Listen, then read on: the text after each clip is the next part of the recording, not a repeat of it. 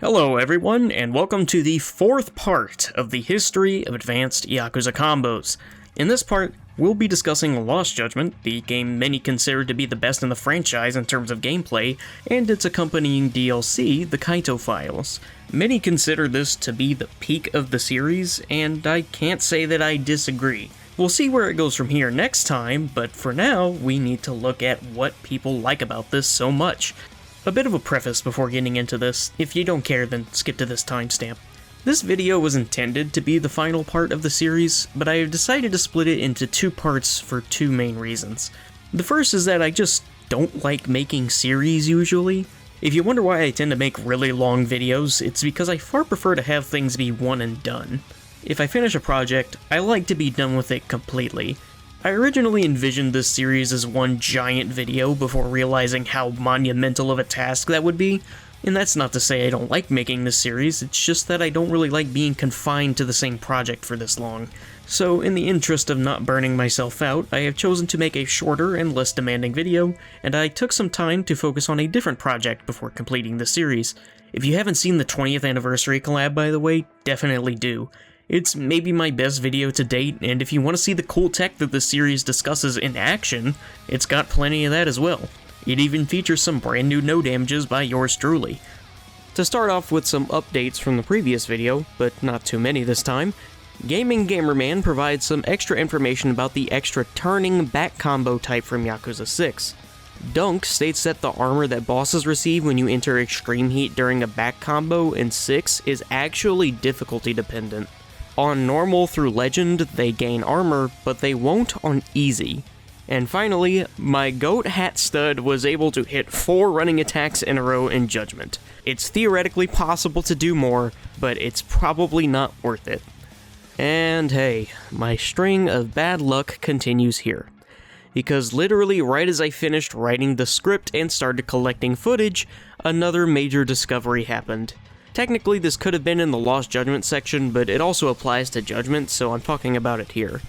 A new reversal tech was recently discovered, which allows you to do reverse finishers straight ahead, just like in Yakuza 3. Now, I don't really understand how this works, as it has to do with abusing the really finicky soft lock-on system in the Dragon Engine games, but Noble has provided a video with input display, as well as an explanation of what exactly is going on here. And well, there's an elephant I've been neglecting to address, so let's address it.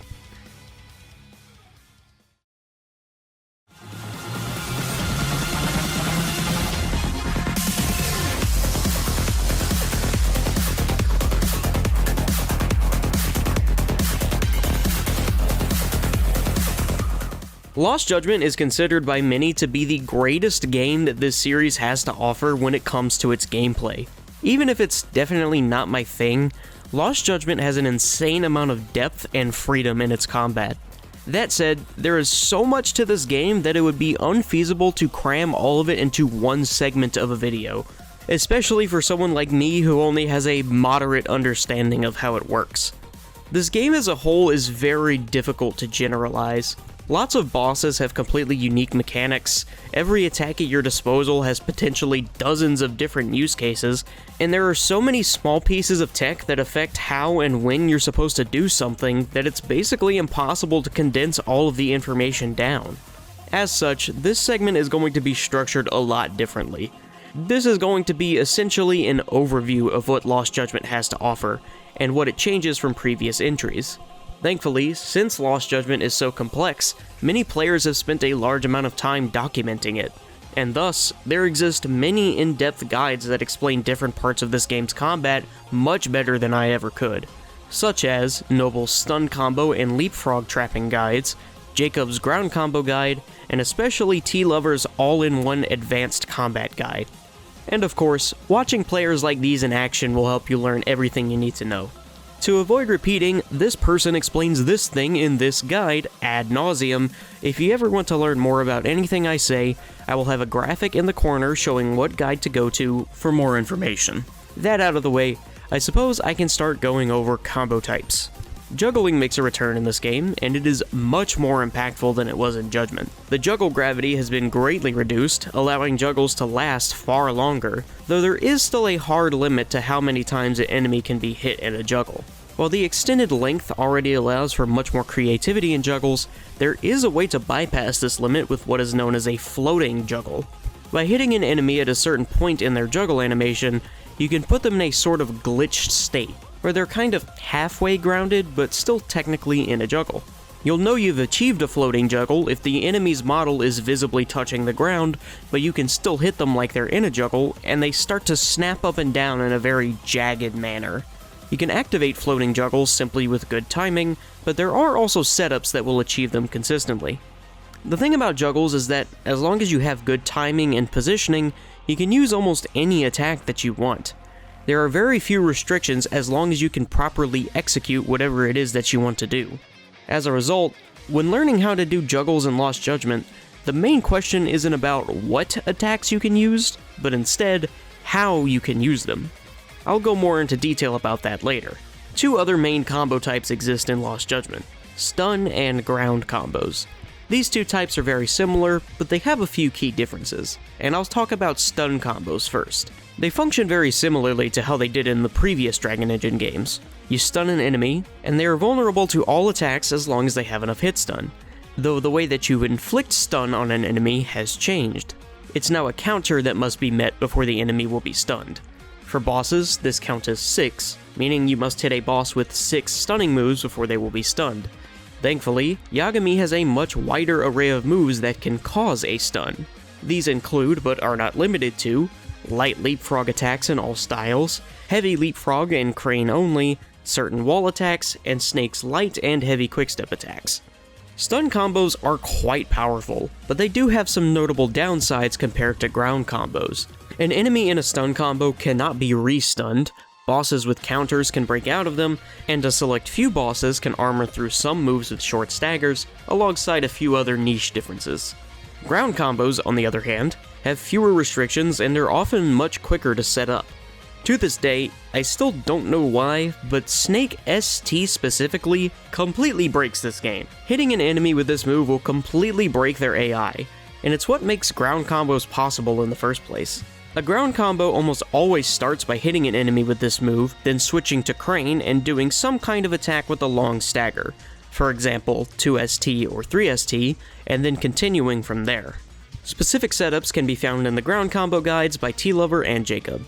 And also, before I move forward, instead of having to say ground and stun combos every time I talk about them, I'll just lump them both together as ground combos, as they function the same outside of these few differences. There's also a sort of mini combo type known as leapfrog trapping, which basically manipulates the enemy AI in such a way that it leaves them vulnerable for a few seconds after a leapfrog. It's nothing crazy, but can be a cool juggle or ground combo setup. Leapfrog trapping is explained in this guide by Noble. Something very important to discuss about Lost Judgment is the new Hidden Arts mechanic. Each style has a hidden art that grants a buff after performing a certain action in that style, and these are very important. Boxers requires you to counter an enemy and will increase heat gain.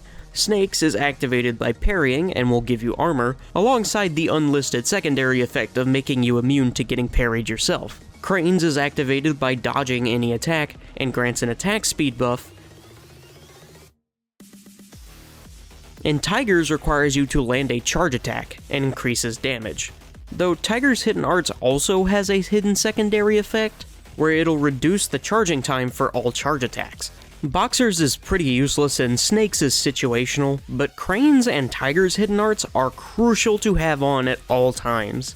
It's important to purchase the secret upgrades as well. The ones named Secret of the Crane, Secret of the Tiger, nope, not that one. These upgrades allow any active buffs to carry over when switching styles.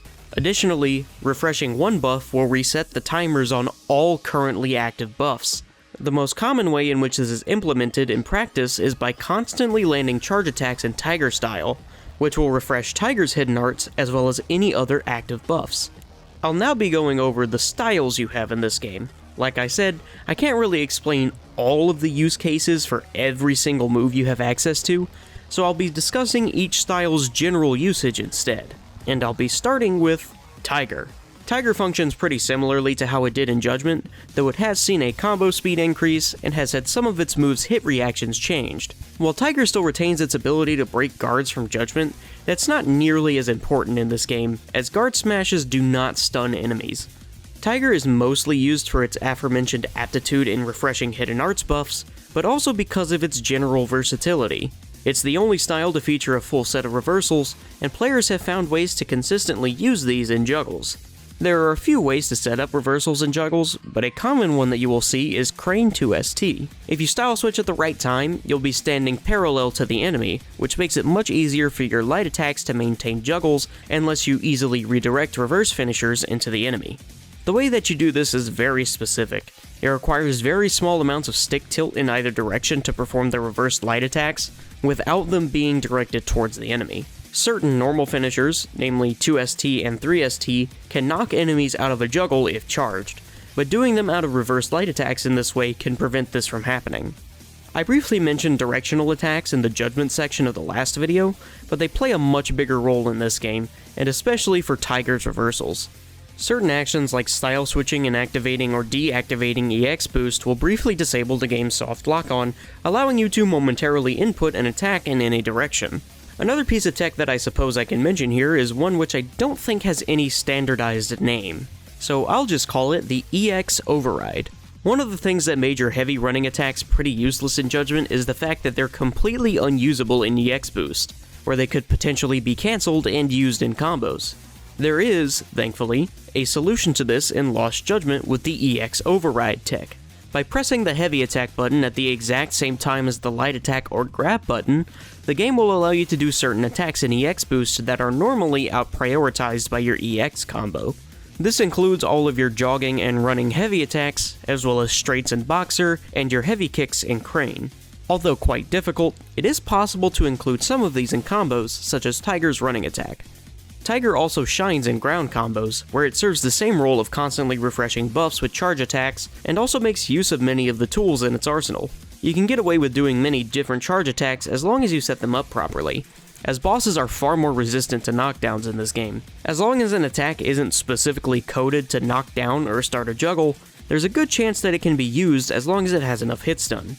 This includes moves like your side quickstep attack, part of your EX combo, many of your reverse finishers, and a couple of your normal finishers. Like in Judgment, you can't use any of your light attacks in these combos, but not only is this another useful application for directionals, but the new stunning mechanic also helps you out here, Crane. Crane has seen quite the glow up from Judgment, and is my personal favorite style in this game. I've already explained the importance of Crane's hidden arts, but just to reiterate, having faster combo speed is almost always a good thing, and you're gonna start out pretty much every fight by dodging around until the enemy tries to attack you. One of Crane's biggest issues in Judgment was that too many of its finishers just knocked down outright and were difficult to combo into each other.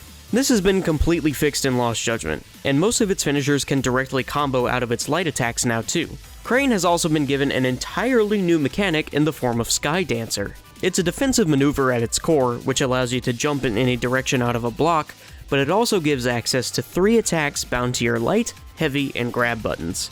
You can use these attacks, ideally in EX Boost, and the heavy attack is even a juggle starter. Crane as a whole is very interesting because you can squeeze a lot of utility out of each individual attack. Crane is kind of a halfway between Tiger and Snake when it comes to its usage. Tiger is predominantly an offensive style that capitalizes on openings created in other styles, while Snake, which I'll discuss next, is a great utility style used to create said openings. Crane has both tactical and offensive utility, while not overshadowing the other style's niches. It's great at starting juggles for one, due to its abundance of launchers with a variety of use cases. Notable examples new to Lost Judgment are the aforementioned Sky Dancer heavy attack, a new counter called True Crane Beast Slayer, and even a taunt that juggles with the right setup and can be cancelled in EX Boost. Outside of starting juggles, Crane also has other uses like the aforementioned Tiger reversal setups, being a crucial part of the ground combo setup, EXT still being a great directional attack, and even some more niche stuff like Crane 1S being a great way to confirm a grab in Snake style, or the Skyfall tech which allows you to use the get up heat action without taking damage. But like I said, on top of these uses, Crane is also just a powerhouse offensively. It's especially useful in ground and stun combos. Attacks like Sky Dancer S and C are both long stunning attacks, with C being a very common option both in ground combos and in juggles due to its speed, low hitbox, and ability to quickly chain them together in EX boost. 3ST is another common option due to its speed and long hit stun, and 2ST, 2S2T, and 2S3T will all combo together in a ground combo. Like in Judgment, your light attacks and EX3T are both quite useful as well due to their substantial hit stun. Snake. As mentioned, Snake serves as a sort of utility style. It's not directly threatening offensively, but it specializes in setting up certain things that no other style can. I've already discussed how Snake ST is what makes ground combos work, but other than that, this is most obvious with its parry. Parries have historically been very useful in this series, and Snake's parry is no different. It's a bit slower than the other ones, but it will leave the enemy stationary for a few seconds, which can act as an opening for many things, including ground combos. But the parry is perhaps most useful with how it synergizes with Boxer. We'll talk about that in a bit. Snake is also useful for its grabs. Bosses in this game will often break out of grabs, but there's nothing stopping you from grabbing them a second time immediately after, at which point they'll just give up and let you do what you want. This, of course, opens up whatever you would normally want to do with a grab, but what do you know, it's also a ground combo setup. Snake is also the best style at setting up floating juggles due to its low hitting attacks and noticeable pauses between set attacks. Its heavy attack is also really good for this. It's normally a command grab, but it will still hit in a juggle and allows you to easily control an enemy's height before hitting them with Snake's low hitting rush combo. Snake's heavy quickstep attacks are also the best way to quickly stun an enemy. All of them will increment the stun counter, but the forward heavy quickstep attack is best since it will combo into itself in a ground combo, and since both of its hits add to the stun counter, meaning you only have to hit 3 of them on a boss. Additionally, you can use quite a few of Snake's attacks in ground combos. Boxer. Boxer is definitely the most unique of the 4 styles. It doesn't even follow the same combo system that every other style in the series has for the past 16 years. Instead, the light attack button is for jabs, the heavy attack button is for straights, and the grab button is for hooks and uppercuts. Boxer is a very offensively oriented style, and it has the best and most versatile launchers in the entire game. Your jogging heavy attack is one that's easily usable after a parry, but where Boxer really shines is with its circle uppercuts. The 2 main ways to quickly throw out a launching uppercut is by pressing the grab button after a straight or a backwards quickstep. This attack is extremely fast, and will launch regardless of if it's charged or not. Either setup can be done after a parry, though there are numerous other ways to successfully juggle with this attack, including a leapfrog setup which is outlined in T-Lover's Guide. Boxer also has a weave cancel similar to Rush in Zero/Kiwami, though it only works within Boxer style as there's no change-up equivalent in this game. It's still very good though, and allows you to very easily cancel an attack, and then cancel the cancel to keep up the pressure. This also makes for really fast insta-run attacks.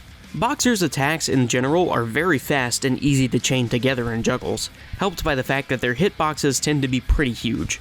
Boxer's options in ground combos aren't too crazy, but it does have a few, and you can very easily chain hooks together in them.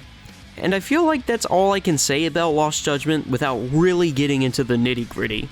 I haven't even mentioned all of the various bosses you can fight because they each have so many little intricacies that it would just be too much to go over. Lost Judgment is a game that you really just have to see, or if you're really interested, experience for yourself to truly get a grasp of. I'm not the first, and definitely won't be the last person to say that Lost Judgment is a marvel of action game design that deserves the praise that it gets. Watching a good player do their thing is like watching Da Vinci paint the Mona Lisa in real time. Truly a masterpiece in motion. Is it really my thing? No, but I still very much appreciate it for what it is. But, last I checked, Yagami is not the only playable character in this game. Let's talk about that.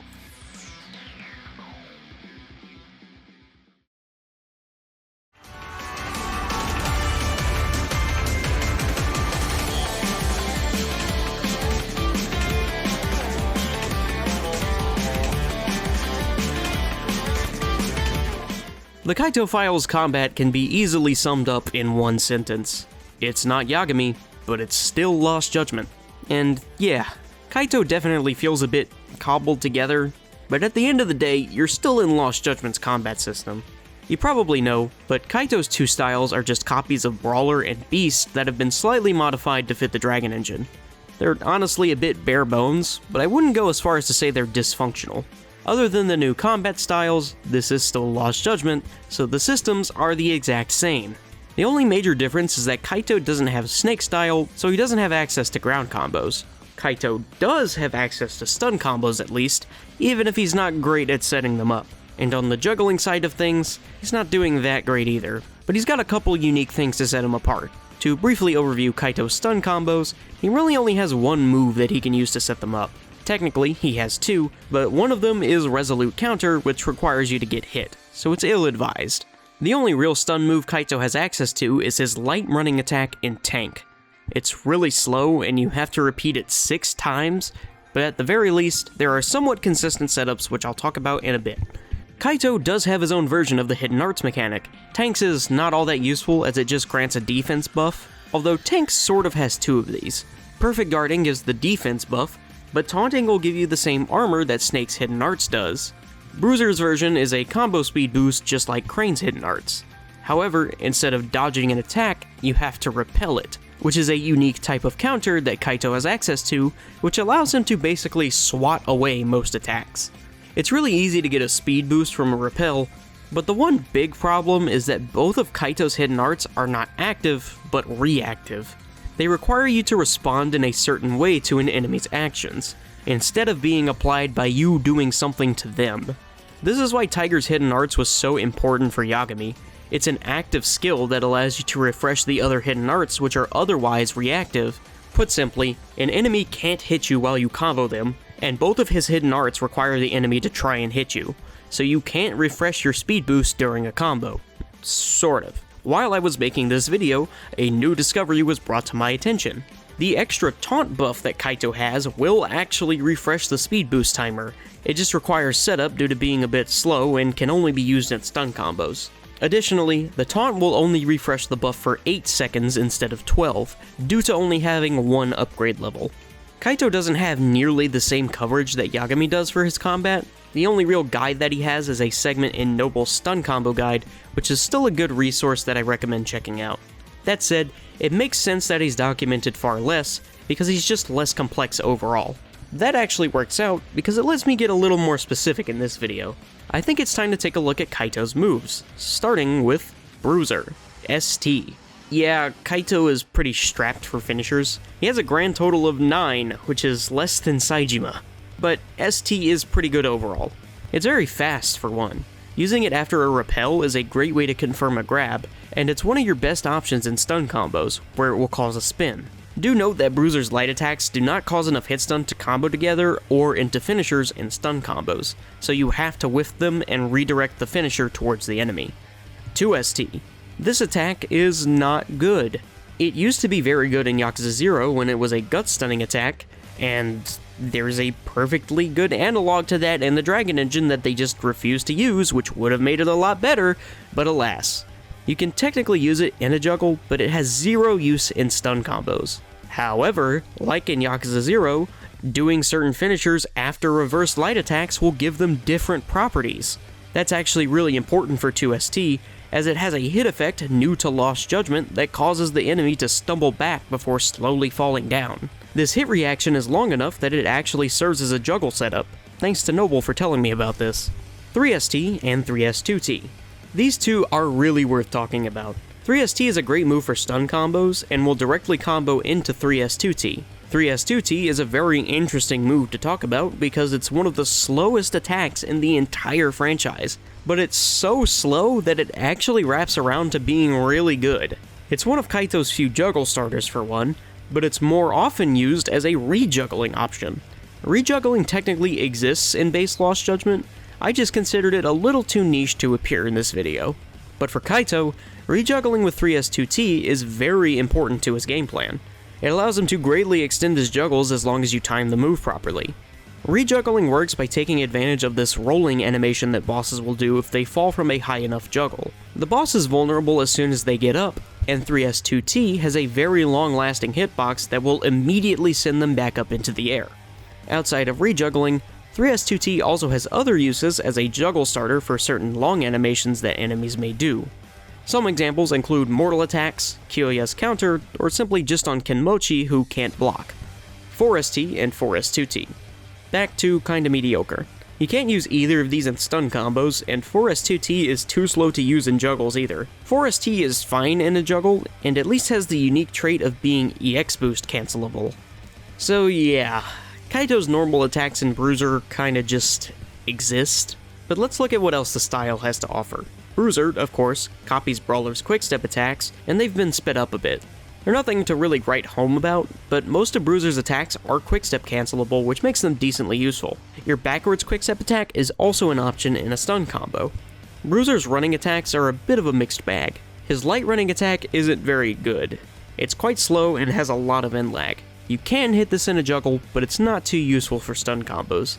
His heavy running attack, on the other hand, is actually decent. Kaito unfortunately does not have jogging attacks, but who needs one when your drop kick is a viable combo option?